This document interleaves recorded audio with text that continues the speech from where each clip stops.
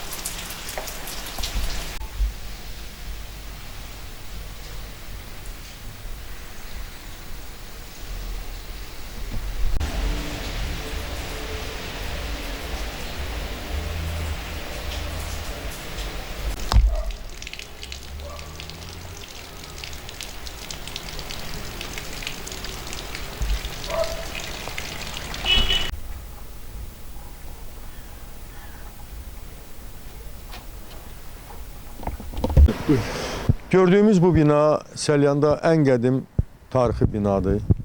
Təxminən 200 ilə yaxın yaşı var bu tarixi binanın. Və bu binanı tikən şəxs Səlyanın varlı, imkanlı mülkədarlarından biri olub. Və bu bina Sovet hakimiyyəti kurulan vaxtı bu binanın yiyələri, sahibləri məcbur olub demək Azərbaycanı tərk eləsinlər. Çünki qurulmuş Sovet hökuməti bəylərə, tacirlərə, varlı insanlara qarşı çox amansız olublar. Onların əmlakını, evini müsadirə edirlər.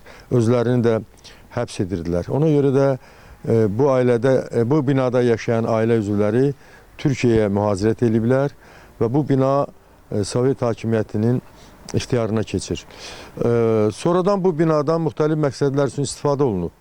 Deyildiyinə görə əvvəllər bu yol idarəsinin inzibati binası olub.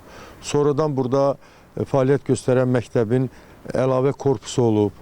Yəni məktəbin binası çatmadığına görə deməli bu binadan istifadə ediblər. Və sonrakı dövrlərdə müxtəlif yenə təyinatlarla istifadə olunub və Korlar Cəmiyyətinin fəaliyyət göstərdiyi bu inzibati bina kimi bu fəaliyyət göstərib və mənim yadıma gəlir, demək, təxminən 20-25 il bundan qabaq bu binada hətta kibrit fabriki də açılmışdı və çox qısa bir müddətdə burada kibrit istehsal olundu.